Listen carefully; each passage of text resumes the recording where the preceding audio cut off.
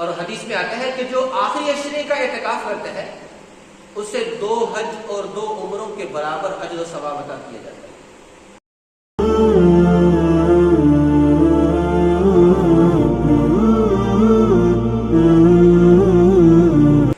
شب قدر کی جب عظمتیں، رفعتیں، فضیلتیں انسان سنتا ہے تو جی چاہتا ہے کہ وہ مجھے حاصل ہو جائے۔ تو شب قدر حاصل کرنے کے 2 طریقے، ایک طریقہ تو یہ ہے کہ رمضان کے آخری عشرے میں اعتکاف کیا جائے۔ آپ صلی اللہ علیہ وسلم کی عادت طیبہ تھی کہ آپ اس کا نادہ نہیں کرتے تھے، بلکہ اہتمام کے ساتھ آخری عشرے کا اعتکاف کیا کرتے تھے۔ اور آخری عشرے کا اعتکاف سنت مؤکدہ علی الکفایہ ہے، جس کا مطلب یہ ہے کہ کم از کم ایک شخص محلے بھر میں سے ہونا چاہیے جو اعتکاف کرے آخری عشرے کا۔ اس ایک کے اعتکاف کر لینے سے پورے محلے کی طرف سے یہ عمل کافی ہو جائے گا، اور اگر ایک شخص بھی اعتکاف نہیں کرتا تو پورا محلہ سنت مؤکدہ چھوڑنے کی وجہ سے گنہگار ہے۔ اس لیے مسجد والوں کو، محلے والوں کو فکر کرنی چاہیے ایک شخص تو کم از کم اعتکاف کے لیے بیٹھ جائے۔ اور ایس او پیز کا بھی مسئلہ نہیں ہے، اس لیے کہ مسجد کے 4 کونے ہوتے ہیں، تو 4 کونوں میں بھی اگر ایک آدمی بیٹھ جائے تو انشاءاللہ ایس او پیز بھی باقی رہیں گی اور یہ سنت مؤکدہ بھی ادا ہو جائے گی۔ اور حدیث میں آتا ہے کہ جو آخری عشرے کا اعتکاف کرتا ہے اسے 2 حج اور 2 عمروں کے برابر اجر و ثواب عطا کیا جاتا ہے۔ اب حج اور عمرہ کتنا بڑا عمل ہے اور کتنا مشقت والا عمل ہے، اور اس پہ کتنا روپے پیسہ خرچ ہوتا ہے، لیکن اس کا اجر و ثواب اگر ہم یہاں لینا چاہتے ہیں تو 10 دن کا اعتکاف کریں گے۔ مرد کو یہ اجر مسجد میں ملے گا، عورت کو یہ اجر گھر میں بیٹھے عبادت اعتکاف میں مل جائے گا۔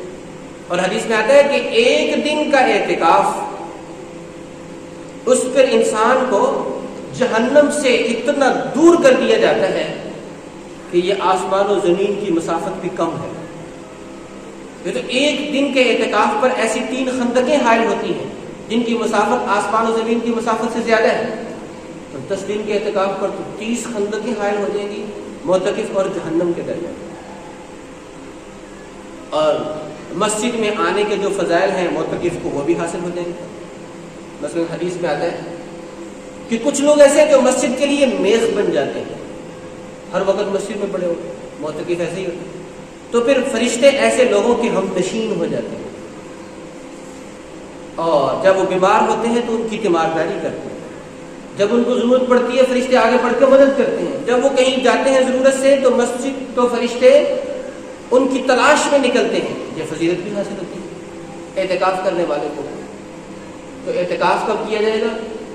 یہ 20 رمضان کے روزہ کھلنے سے پہلے مرد حضرات مسجد میں پہنچ جائیں، اور خواتین اگر اعتکاف کرنا چاہتی ہیں، شادی شدہ ہیں تو اپنے شوہر سے اجازت کے ساتھ، ورنہ پاکی کا میں ہونا شرط ہے تو وہ اپنے گھر میں اعتکاف کر سکتی ہیں۔ افطاری سے پہلے پہنچ جائیں 20 رمضان اور چاند دکھنے تک وہ اعتکاف پہ رہیں۔ تو ایک طریقہ شب قدر کو پانے کا یہ ہے کہ اعتکاف کیا جائے۔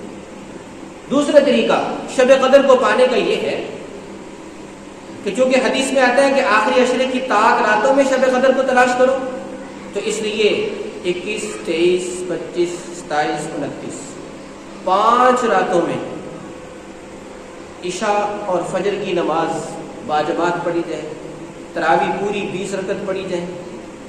اس کے ساتھ ساتھ درمیان میں جتنی اللہ تبارک و تعالیٰ توفیق دے عبادت کی جائے، چاہے وہ نفل نماز کی شکل میں ہو، چاہے وہ تلاوت کی شکل میں ہو، ذکر اور تسبیح کی شکل میں ہو، کسی نیک کتاب مسائل والی کتاب کے مطالعے کی شکل میں ہو، کسی کی بیمار کرسی کی شکل میں ہو، کسی کی خدمت کی شکل میں ہو، گھر میں کوئی مریض ہے، والدین بوڑھے ہیں، ان کی خدمت کی شکل میں ہو، کسی ضرورت مند کی ضرورت کو پورا کرنے کی شکل میں ہو، کسی کی جائز سفارش کی شکل میں ہو، کوئی بھی نیکی کا کام ہے تو وہ کر لیا جائے۔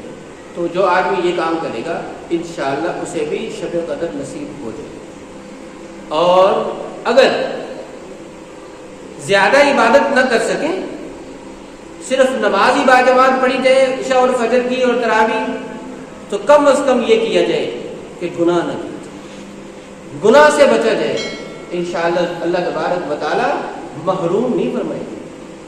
اور شب قدر کی ایک اور جو فضیلت ہے کہ یہ 1000 مہینوں سے بہتر ہے. تو اگر کسی نے ابھی صدقہ فطر دینا ہے، زکوٰۃ دینی ہے، تو وہ کیا کرے؟ وہ شب یہ جو طاق راتیں ہیں ان میں سے کسی رات میں یہ عمل کر لے، کیوں اس رات کا عمل 1000 مہینوں سے بہتر ہے. اگر زکوٰۃ دینی ہے تو چلے جائیں دارالعلوم چلے جائیں، تو وہاں مغرب کے بعد وہاں باکس میں زکوٰۃ ڈالیں، مسجد کے لیے ڈالیں، یا کسی ضرورت مند کو پہنچائیں، کسی فقیر اور مسکین تک اس کا حق پہنچا دیں. اس رات میں جو ہے اگر کسی نے یہ کام کر لیا تو اسے مسلسل 1 مہینے تک صدقہ خیرات کرنے کا ثواب ملے گا.